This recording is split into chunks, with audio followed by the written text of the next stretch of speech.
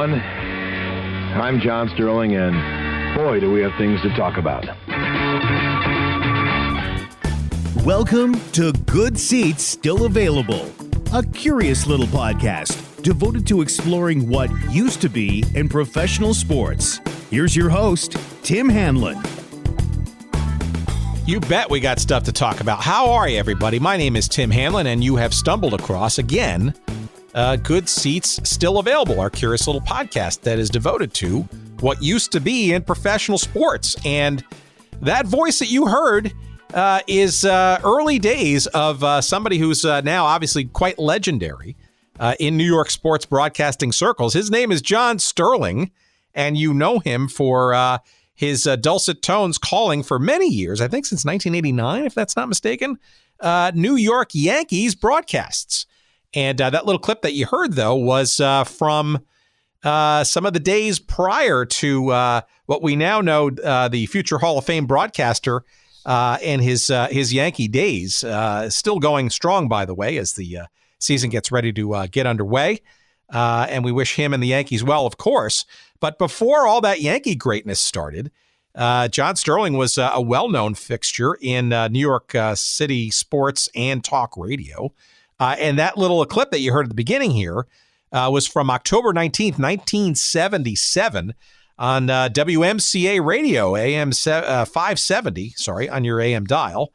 And John hosted probably, I think, maybe one of the true first sports talk call-in shows, not only in New York, but I think in the nation. And that was actually the night after the historic New York Yankees World Series victory. That was the night after that big game when Reggie Jackson had 3 home runs, and an amazing time in New York City sports history, New York City general history, right? A tough year, 1977, with the blackouts and Son of Sam and all that kind of stuff, but the South Bronx basically ablaze. But boy, oh boy, what memories that brings back. But we're going to talk to John not only about some of those WMCA days, but also some of the early sports exploits that we're interested in this particular little show.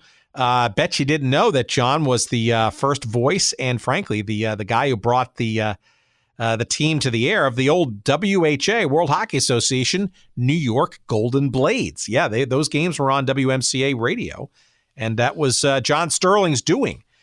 We get into some of that. We talk about some of his days being the play-by-play announcer for both the New York Islanders of the National Hockey League. A very interesting story there, because without the WHA forming, I don't think the Islanders even would have been formed themselves. So an interesting little circle of history there. But, of course, the ABA New York Nets, John Sterling was the announcer for many of those games with his color analyst, Mike DiTomaso. There's a name from the past.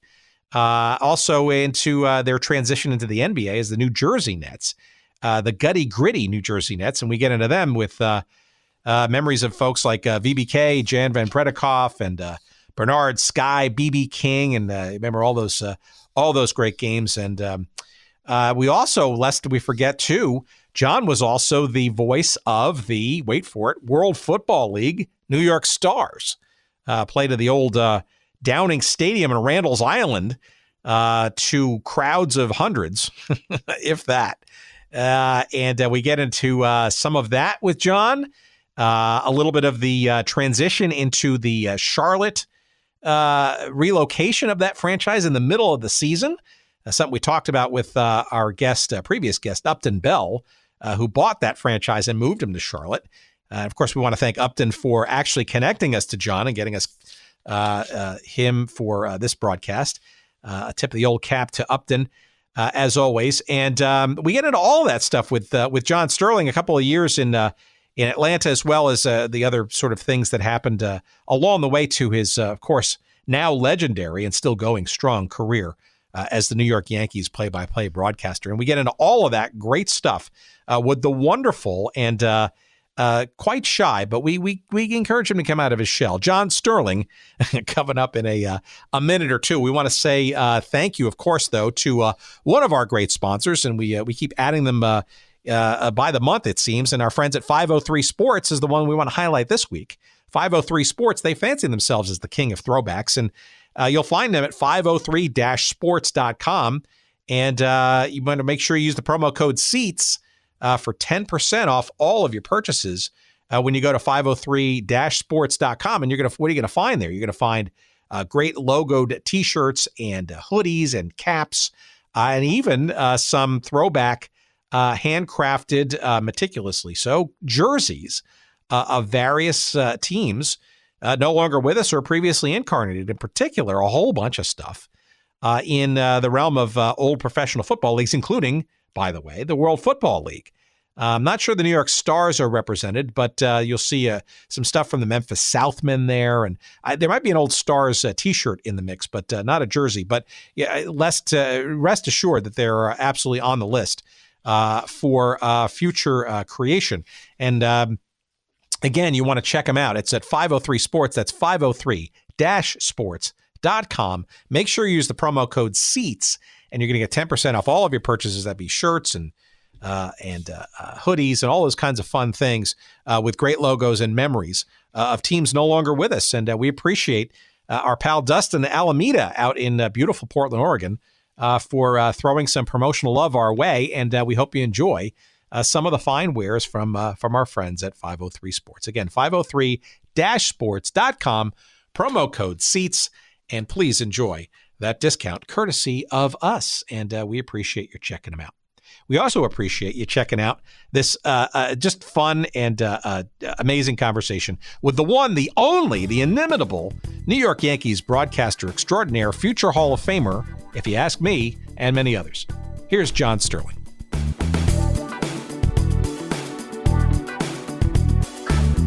I think everybody on the planet knows you, obviously, as the longtime voice of the New York Yankees.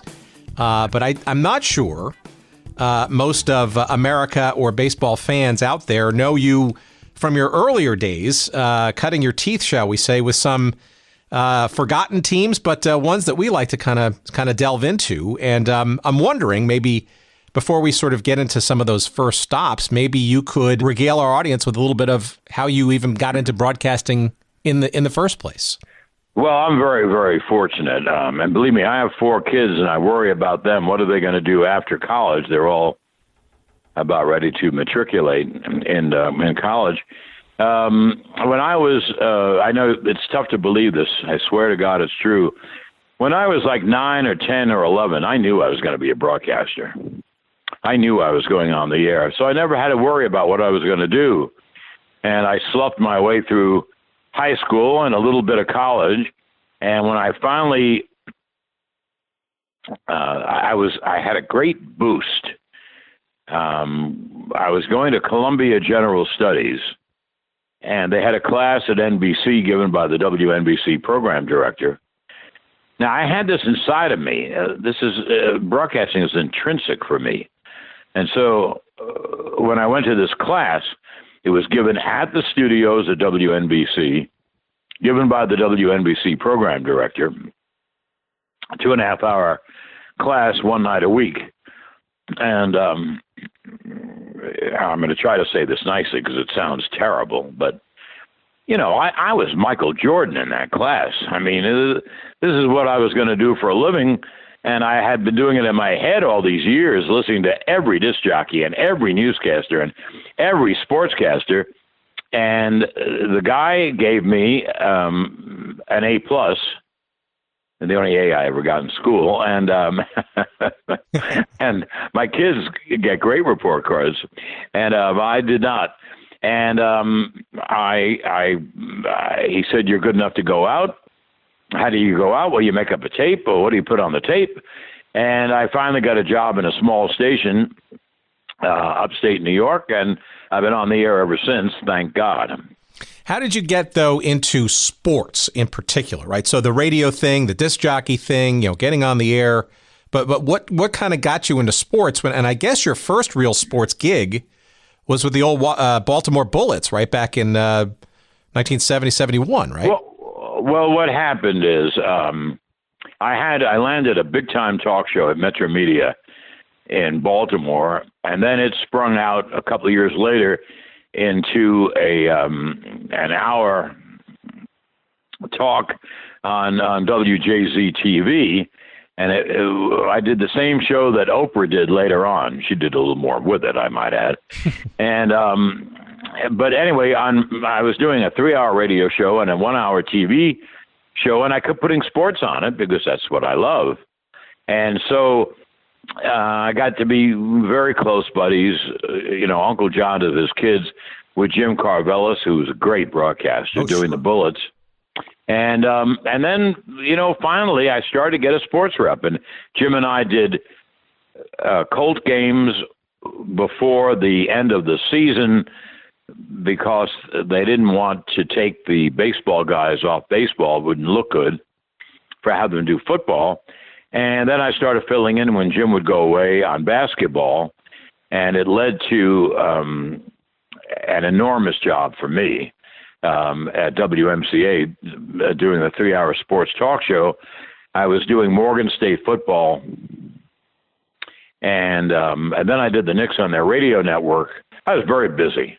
Boy, did I work. And then a year or two later, MCA got the Nets and Islanders, and I did the Nets and Islanders, and on and on and on.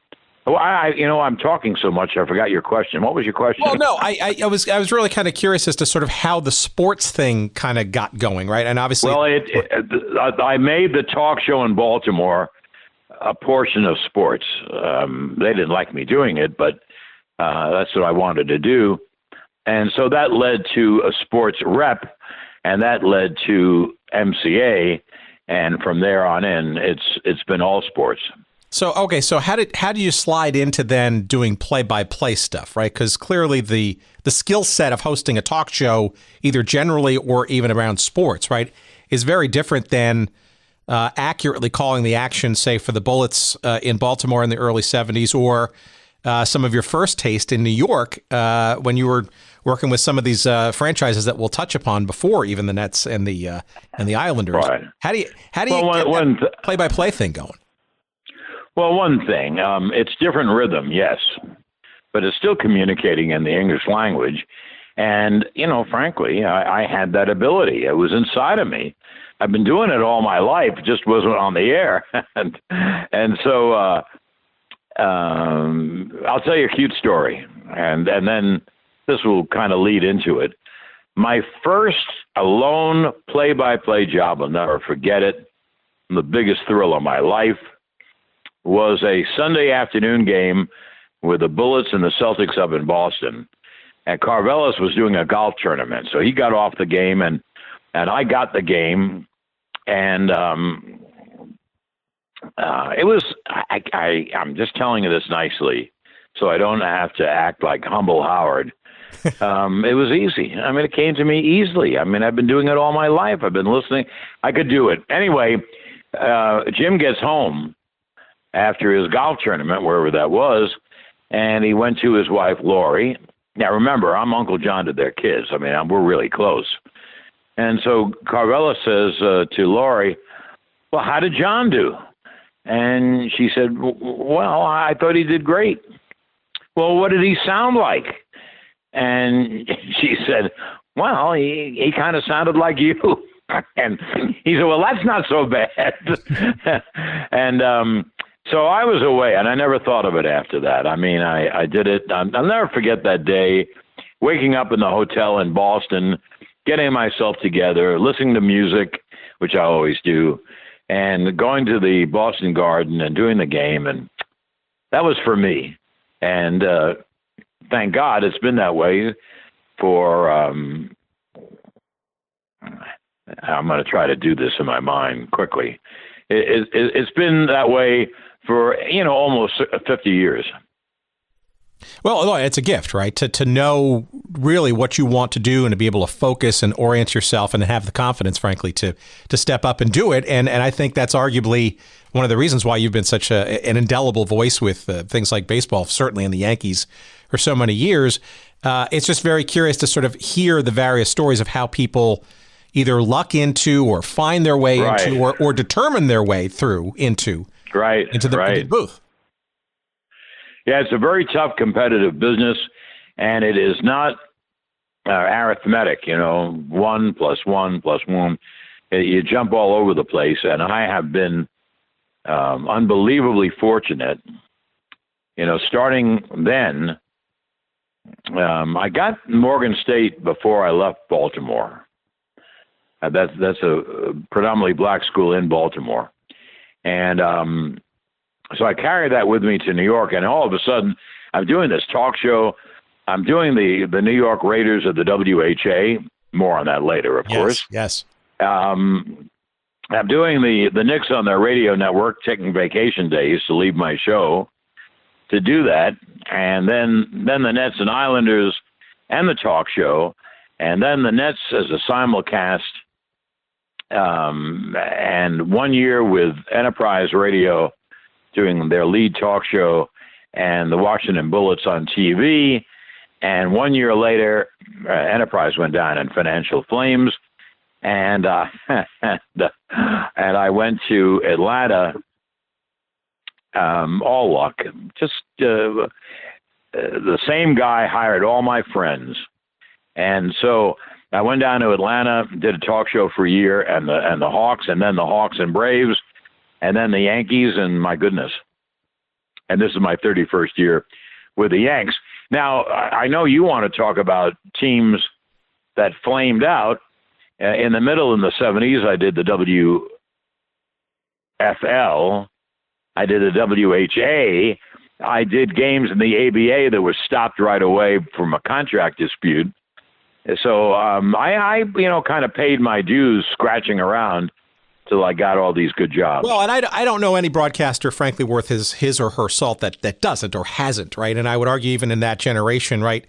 It's still today, right? It's a not only is it a peripatetic calling, but it's also one where multiple jobs is and continues to be kind of the rule, right? To not only make ends meet, but to keep your name and your voice and your chops up to speed for all the various opportunities that come and sometimes, frankly, go.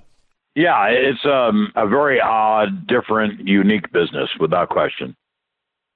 All right. Well, let's unpack a few things. So when you went to WMCA in New York, right, was sports broadcasting beyond the talk show component of MCA, was that already a known factor for you, or was that just hey, I'm now in New York and I'm going to expand my wings beyond the Morgan State gig every fall? Well, MCA was the most laissez-faire station I've ever worked at. That won't happen again.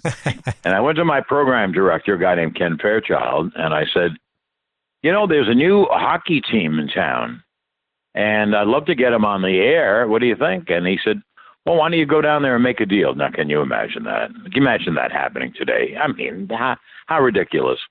And so I went down there to their offices, across the street from the Garden in this grungy hotel, and I made a deal, and we made a 50-50 deal, splitting up costs and the monies from advertisers. And that allowed me to do hockey. I wanted to do hockey.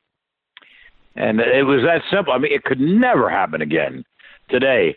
And this was the Raiders franchise of the World Hockey Association, correct? Yes. And they gave the franchise to people who didn't have the money, which was dumb. And I don't think it was 2 weeks into the season. We were in Quebec. And we got on the bus after the game. And the PR director, a guy named Herb Elk, got on the bus, and before we left, he had a speech. And the speech was, we've run out of money, and the league has taken over the team. Everyone will get paid, which is all anyone cared about. So then in the second year, people bought the team and took it away from New York and brought it down to Cherry Hill, and that was the end of my WHA hockey. But if you said to me, did you love doing it? Oh, my God, did I love doing it. It was so much fun. And, I'm building a sports rep. Now I'm doing football, hockey, and the talk show in New York. I mean, that's a 3-hour talk show every night of the week. And it went from there to then the Nets and Islanders. And, excuse me. I was not just doing football and hockey. I was doing the Knicks on their radio network. Frank Messer was doing the games, and he'd leave early to go down to Florida. And I picked up for him. So, you couldn't do a lot more work than I did. And so that was the WHA. You want me to tell you about the WFL? Yeah, sure. Before we get there, though, it's ironic, right? Because having your taste with the Raiders, and I guess they were renamed the Golden Blades that next year, and it kind of had to be odd, though, playing calling games in Madison Square Garden on maybe off days or less than desirable days that the Rangers and or the Knicks weren't using. Right. We did a lot of Sunday afternoons and all. I'll tell you why I love the WHA. You could be down by 5 goals and come back and win. Usually when leagues begin, they can't quite get the defense. Offense you can get.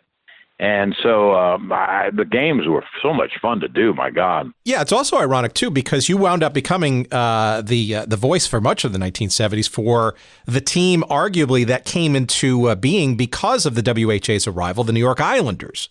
Right? I think it was I want to say relatively hastily created franchise, but obviously it was hastened or quickened into being because of the WHA's arrival and their desire to put a team in the New York metro area.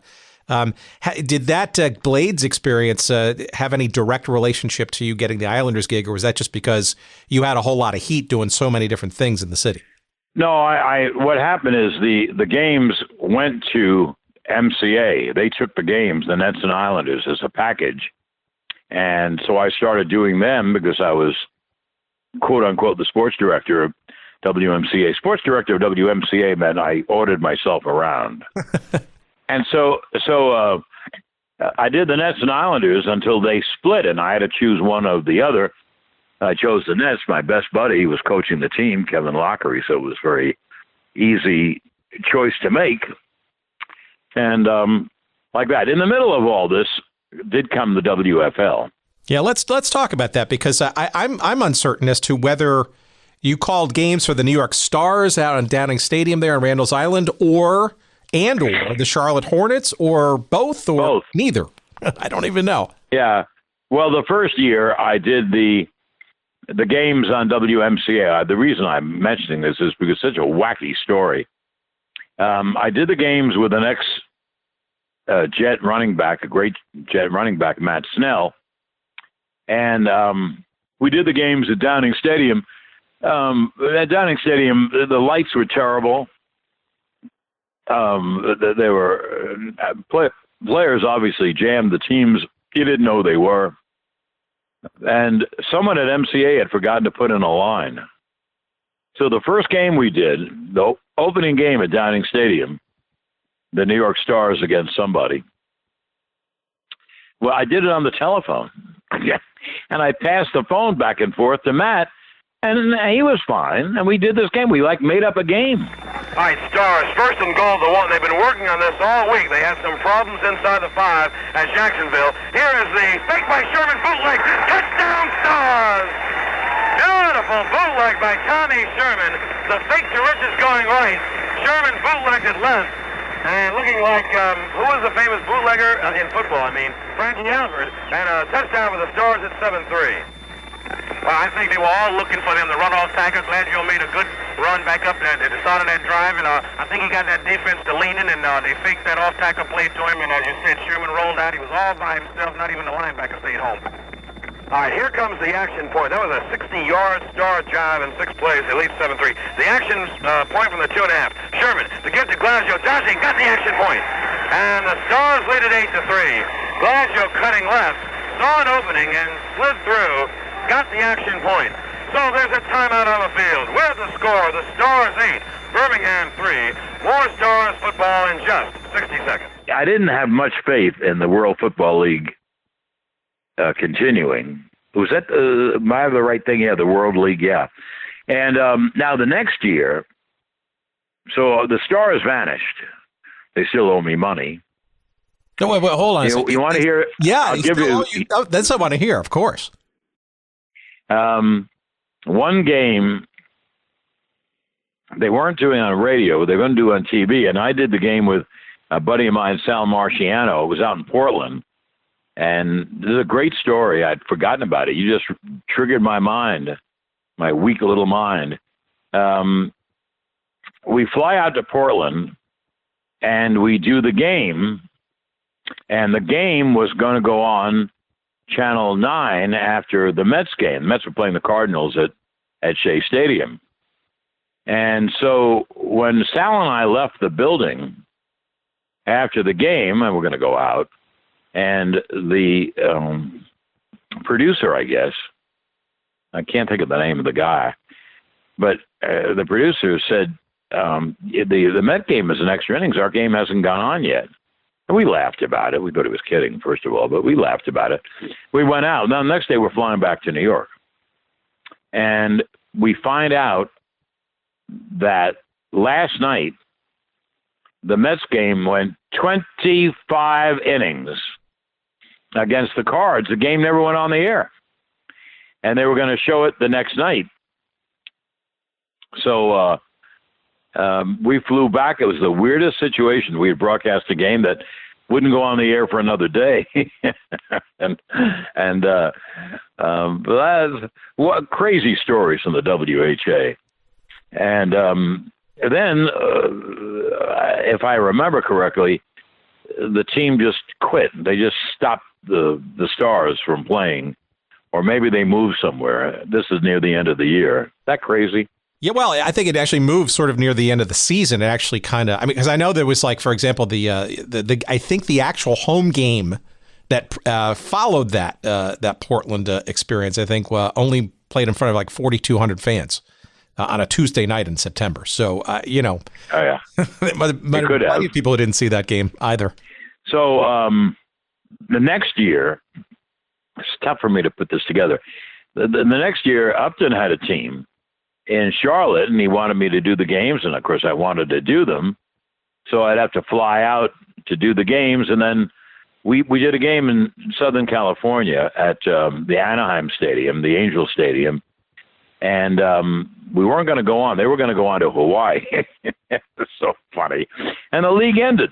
Bang, boom, goodbye, and that ended that league. So, I didn't tell you this, in the late 60s or 70, I agreed to do play-by-play for the Washington team in the ABA. And I was doing the game. Rick Barry was injured, so he did the color. We've been friends ever since. We've been friends a long time. Tennis partners, et cetera, et cetera. And but they didn't make a deal. The team didn't make a deal with this TV station because they were going to move to Virginia, which they did. This is the Washington Caps, and so, right? Yeah. And so I did a couple of games, loved it. Oh, I loved it. And it was taken away from me. That's it. No TV contract, no more games. So, the thing you can take out of this is, as I say, it's not arithmetic. You go from here to there, up, down, in, out, and you hope you finally land somewhere. And I have, because in the 70s I was in New York, in the 80s I was in Atlanta, and this is going to be my 31st year with the Yanks. So if you said to me, John, do you think you're very fortunate? Boy, do I think I'm fortunate. I mean, I've had nothing but great jobs for like 55 years. So I'm very, very fortunate.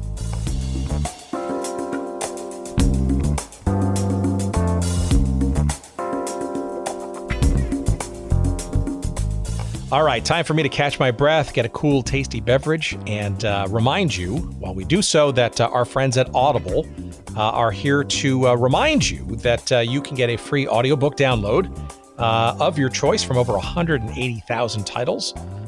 If you go to audibletrial.com/goodseats and use that link, of course, to try for yourself a free audiobook on us, gratis, if you will. And you will love the idea of audiobooks. It's an awesome way to kill time and occupy and stimulate your mind, perhaps when your eyes are busy doing something else. And of course, there are plenty of interesting books to be found, especially in the world of sports and sports history. And I think our audience might enjoy a few of these, of course, including the seminal work by baseball legend Jim Bouton. It's called Ball 4. It is not only written, but it's also narrated by him. You could use your free credit for that book. And of course, as you know, Ball 4 centers around the 1969 one-year wonder that is the Seattle Pilots of Major League Baseball, but obviously the background for a whole lot of other observations about the sport of baseball. And it remains to this day perhaps one of the most celebrated writings about the sport of baseball in this country. Of course, you can also, if you're not a big baseball fan, you can go into the world of soccer with the autobiography called My Turn by Johan Cruyff, the late Johan Cruyff, perhaps one of the world's best ever soccer players. He of Dutch heritage, of course.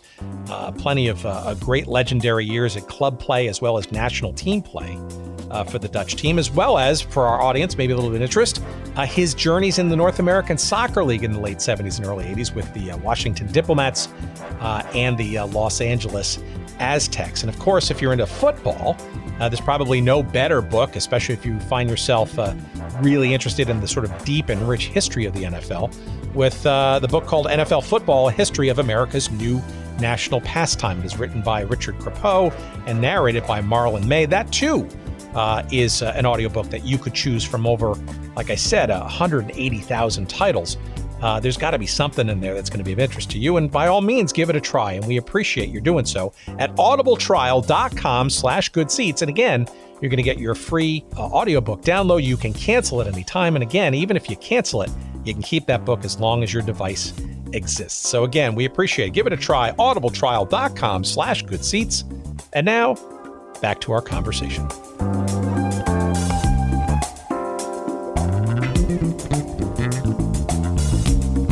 Let's also talk about the Nets, right? Because the Nets are their own sort of interesting, crazy storyline, and arguably still crazy in some respects, given their now tenancy in Brooklyn. But you were so in MCA, the Nets were still very much in the American Basketball Association, right? So this was still Long Island, right, in the Nassau Coliseum. But so give me a sense of sort of the ABA in your mind's eye. The ABA was like family. We played Friday, Saturday, and Sunday for the most part.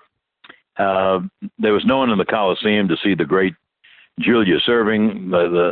When I was there, the Nets won 2 out of 3 ABA championships. The last year of the ABA championship. The last year of the ABA, and we went into the NBA, and we didn't have any money at all. Roy Bowe was had both teams and was jockeying back and forth. I know with the Islanders in the last year, we kept changing hotels all the time. I think they had trouble paying their bills, but it was a great joy. It was like family, and the ABA had been told, like some horrible parents do to their kids, that you're fat, you're lazy, you're stupid. And you get it told enough, you start to believe it. And the ABA never believed how great they were. The players, the minute that the league ended and the 4 teams went into the NBA, the players all were all-stars, phenomenal players. The coaches were phenomenal. Kevin Lockery and Hubie Brown and Al Bianchi and Larry Brown. I mean, it was a great league. It didn't know it because it had been told by the NBA that it sucked. But it didn't. And the proof was in the pudding when the ABA merged with the NBA. And as far as the Islanders are concerned, it was a success. Every year I was there, they made at least the semis. And then I had to choose between the two. But I'll tell you a cute story. My final year with the Islanders, we finally finished first in the East, beating Philadelphia. And we had a tremendous party in Boston, which is the site of the final regular season game. And the party went on. And when it was closing time, and the cops came in, they closed the door, and they partied. And I went over to Bill Torrey, the late Bill Torrey, terrific guy. And I said to him, "Hey, Bill," I said, what chance does this party have of being paid?" And he said, "Oh, about 50-50. So they were terrific days. It was very different. Broadcasters were much closer to the team and the players than they are now. They're being held off, by whatever. And but then you were really part of it, and it was great fun. And so those are some of my experiences. Well, when you calling those games for those gutty, gritty New Jersey Nets, I remember the dulcet tones of you calling those games with Mike DiTommaso vividly. So, were you certain during those ABA days, or how confident did you feel that this would be one of the teams that would make the leap into the NBA? And then, how about the whole New Jersey sort of thing? Because that, the old Rutgers Athletic Center and the new arena and all that kind of stuff. It seems like there was still a lot of uncertainty, even they were able to make the jump into the NBA, sans one Julius Erving. Well, you certainly hit the old proverbial nail on the proverbial head. I don't personally, as a human being, I'm very optimistic. I am really Oscar Hammerstein's cockeyed optimist. So I never really worried about the future. Give me the games this year, and then we'll see what happens. I thought that the Nets would go in.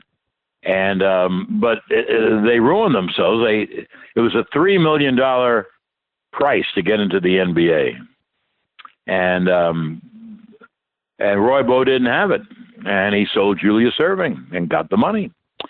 But then Tiny Archibald had come over in a deal in the offseason. Brian Taylor left and John Williamson left and all, and Tiny then tore his Achilles. So now they're without Dr. J and Tiny Archibald. And, they had an awful team. And we played 1 year in the Coliseum, and then we went to Jersey to the Rack, as you say, waiting to get into the new building, and we never made it. And I forget where we are here. See, I was moving along. I had 1 year that I loved beyond any others at Enterprise. We had like 100 young guys and gals, and we just they tried to do too much. They did 2 5-minute sportscasts. It was going to take a 5-minute sportscast from Enterprise, and but we had the talk. The talk thing went okay. Anyway, they didn't have any money either. And they ran out of money by the summer. We began January 1st. and for those following along at home, this is the white hot comet that was for maybe 10 months, the Enterprise Radio Network, which maybe you want to explain. Actually, it does have a little bit of a tie-in to the original ESPN, right? Because this was sure does. Rasmussen and friends, right, who arguably helped start the sports radio kind of genre that we know today, really. Yeah, they helped start ESPN, the Rasmussens, and then they went to the satellite-based network in Avon, Connecticut. We had beautiful studios, beautiful everything. They just ran out of money, and so we kidded and called it, it was Enterprise Radio, the sports network. So we made it Enterprise Radio, the Broke Network. Let's talk about sports. Sports of yesterday, now, and days to come. All sorts of sports for all kinds of listeners. Enterprise Radio, the sports network, has plenty of talk 91 hours a week with well-known hosts and celebrity guests. You can converse about this and that by simply calling an 800 toll-free number. Get your share of sports talk.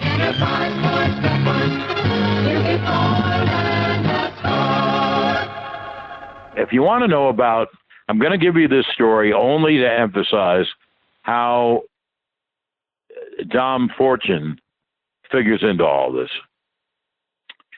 A guy named Bob Wussler became president of CBS in the 70s. And sooner or later, all presidents get fired. And so he got fired. And he landed a great job Ted Turner was just beginning with all of his networks in Atlanta, and he needed a pro, and he hired Bob Wessler. And Bob Wessler decided to bring in people, and he brought in Kevin Lockery to coach the basketball team. He brought in Joe Torre to manage the baseball team. And my best friend, my best, he's passed away, Mike Faraday, landed the job as general manager of WSB AM and FM, a sleeping giant, 50,000 watts clear channel. And so when Enterprise went down, Faraday wanted me to come down and do a sports talk show. But I wasn't going to go without play-by-play. And so Wessler got involved, and he made Ted Turner take me to do basketball. You know, second man to Skip Carey. And that's why I went to Atlanta. And then I'm doing most of the Hawk games. And then next year, Skip just quit the Hawks to stay with the Braves. He had a young kid. And so I'm now doing the Hawks and the Braves. I leave my talk show at SB, and I carry that up to the Yankees. So can you imagine? That's very interesting. So let me give me a sense, though, of before we get into, I guess we'll sort of round third base here and get to the Yankees story. But how do you, so of the sports that you're doing, and you're doing everything, right? It seems like you're doing talk and you're doing lead-ins, you're doing play-by-play. I suspect you're doing a little even analysis, depending on if you're running the show solo. I mean, you're basically a jack of all trades when it comes to broadcasting games, etc. Is there any sport or team that you liked doing more than others, or like when did you know that baseball would be your sort of ultimate, future capstone, or did you not care what game and what team and what league you were sort of doing your thing in? Oh no, I wanted to do baseball. I had done a few games, but only a few. And when I got the Atlanta job the next year, everyone said you're going to be doing the Braves, and I didn't count on it until it happened. But it happened in '83, and I'd always wanted to do baseball. I mean, that's quote unquote the big radio sport, and so when I finally got it, I was in seventh heaven. But if you say to me, which did you like better? I like them all. I don't have that problem. I really don't have that problem. In basketball then, it's different now. In basketball then, you were doing radio. You were right next to the bench. I was part of the team. And Mike Fratello was so great to me. He said, he'd tell people, oh, John's like one of the staff. Because you're traveling together. You're sitting together. You could hear everything going on. You heard all the stuff going on, the stuff. And now they take radio and they put it up in the balcony, and they're not even part of the game. But then you were very much part of it.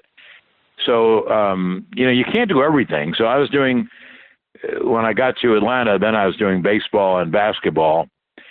And I should knock on wood here, I've had unusually good health. I haven't missed a game in 38 years.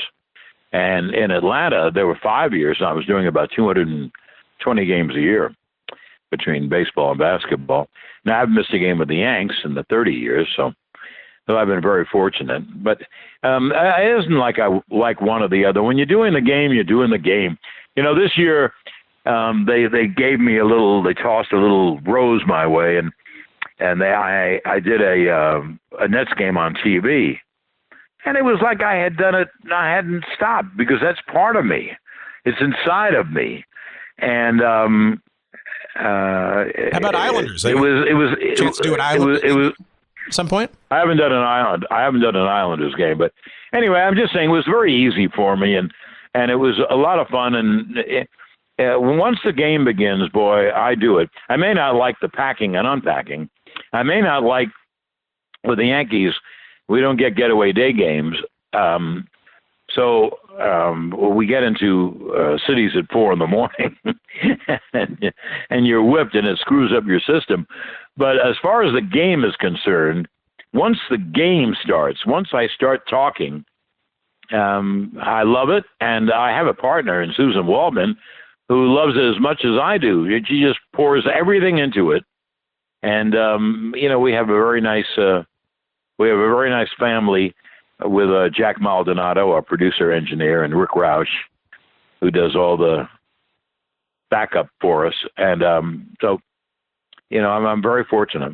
Is there any sport that you haven't done that you wish you might have wanted to try, or that you also think you could have done well in, especially given the 70s and the 80s, right? Which certainly the 70s was almost a wellspring of challenger leagues and hell, we even Right. There doesn't seem to be any shortage of folks who want to create new sports or new leagues. But is there anything that eluded you that you might wanted to have done or tried or been? No, I don't think so. I played basketball all my life, and then I ripped up a knee, and I really couldn't play anymore. It didn't come back, and so then I went full time into tennis. So I guess I could have broadcast tennis in some way, but that's not a really exciting play-by-play. I think I've chosen the right sports. I have no interest in boxing, no interest in golf, no interest in horse racing. So I couldn't have done those sports because I didn't know them. No interest in soccer. So I believe, I told Michael Kay, my buddy Michael Kay, on his Center Stage program, that I've had as companions through my life. And I mean, from the time I was, when you start remembering things, 7, 8, I've had sports and music as companions. And I'm involved with sports and music every single day of my life. So I'm, really extremely fortunate. I have this ability. I focus on the things I like, and I totally ignore the things I don't like. So I've been able to combine my avocation and vocation, and it's worked out. All right, so let's ask maybe one sort of foundational sort of ending question here, maybe, and you can maybe wax nostalgic or prophetic on it. You've obviously spent a lifetime in sports broadcasting and some of the most major and high profile perches out there. How would you describe the profession today through that lens of 40 plus years or so? Maybe. Oh boy. Better, worse, things that you maybe wish hadn't changed, and maybe things that have changed for the better. I know it's kind of an open-ended question, but you've got a nice longitudinal viewpoint from some of the quote unquote good old days to maybe even today's good old days. I'm really curious to hear. Well, I think I've mentioned it, and I hope I can put it into some kind of thought that people will latch on to. In the 70s and 80s, I don't know, this is going to be very tough. In the 70s, 60s and 70s, Baltimore, everybody knew everybody. Everyone who did something, all the athletes, all the broadcasters, all the writers, they all were making the same money, but really in the 60s more. And it was like everyone was part of it. You played basketball together, you played golf together, you played tennis together, you were in the same restaurants, et cetera. Anyway, and the 70s, I think, too, and the 80s, I think the broadcaster was much closer to his teams. But as far as the difference in broadcasting, there's no difference. It's all communicating in your language to your listeners. And so in that way, to me, nothing has changed. If you said to me, John, you've done the Yankees 30 years, you mean nothing has changed? Well, it's changed in that when Torrey, Buck Showalter got very close to Susan and Michael and myself, and it's still that way. And then a real buddy of mine came in to manage the Yankees, Joe Torre. Well, Joe Torre basically took me out to dinner every night on the road for 12 years. So that was different. So that part's different. But as far as broadcasting, broadcasting is broadcasting. It's communicating in the English language to your listeners. I don't think that changes at all. All right, this will be my last question then, I promise. So I'm wondering too, we're recording this episode the day of the launch of yet another new professional football league, the the Alliance of American Football.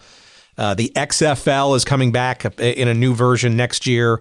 And there doesn't seem to be any shortage of new teams coming into established leagues like the Vegas Golden Knights and the new Seattle franchise in the NHL. And I'm really curious to hear your thoughts about pro sports. And are we, I'm wondering if this is going to continue to grow and get bigger and bigger money and more teams and franchises, or are we maybe getting a little peak, shall we say, at in what maybe the business of sports can deliver to the audiences out there. With television and communications being quite different today, I'm wondering, in your opinion, if we're nearing a peak of pro sports saturation, or maybe we're still got many ways, many years and opportunities to go, given where we've come from.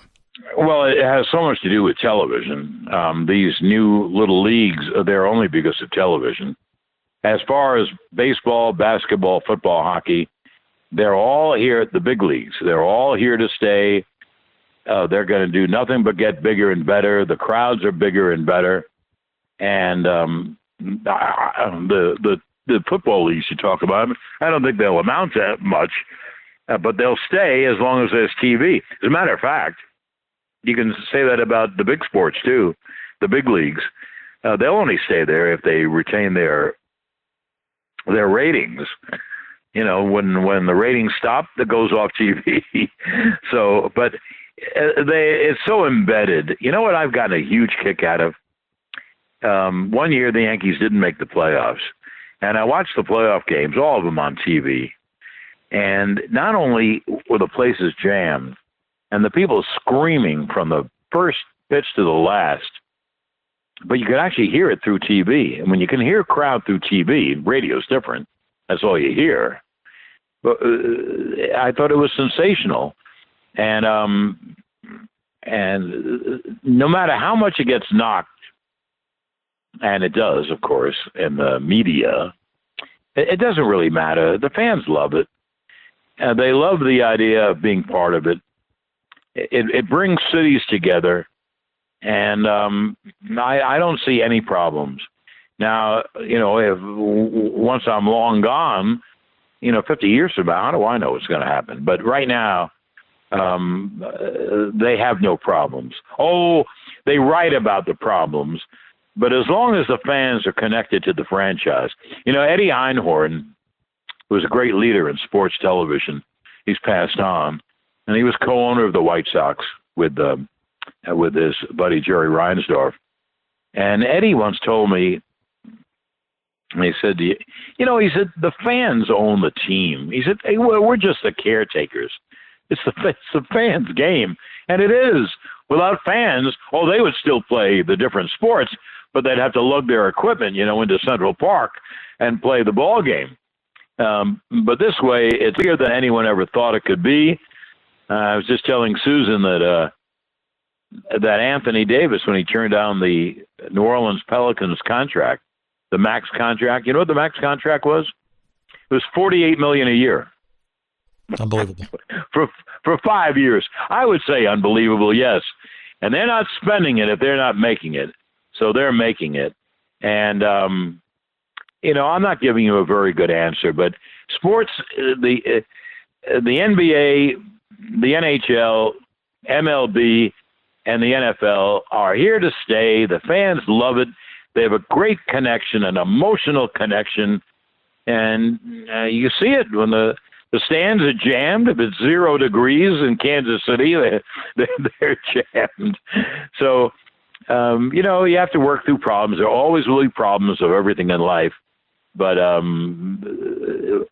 for the foreseeable future, they're only going to get bigger and better. Well, John, I appreciate this. This is, and I certainly appreciate you letting us drag you into some of your earliest stops, whether you care to remember them or not. You think. No. I Everyone remembers everything in their lives. Of course I remember them and like them. I love those WHA games in the Garden before 5,000 people. I love the games at Downing Stadium, which is, a relic. I mean, they shouldn't have played there. So it's all fun. I take it down as all fun. Yeah, I guess there are tougher ways to make a living, right? And when you're having fun in the zone and you know what you want to do, which you obviously knew at a very early age, it shows. And I think your longevity and the pinnacle, obviously being the Yankees broadcaster for such a long period of time, is proof of that. And look, I thank you for taking a few minutes to kind of let us drag you back into that past and celebrate your current and hopefully longtime future with your current gig with the Yankees. Mazel tov. Well, I appreciate it. I also hope it's a long time. I have to get my kids through college first, and then we'll see. But anyway, thank you so much. I appreciate it. I hope I've done a good job for you. And but I've enjoyed it very much.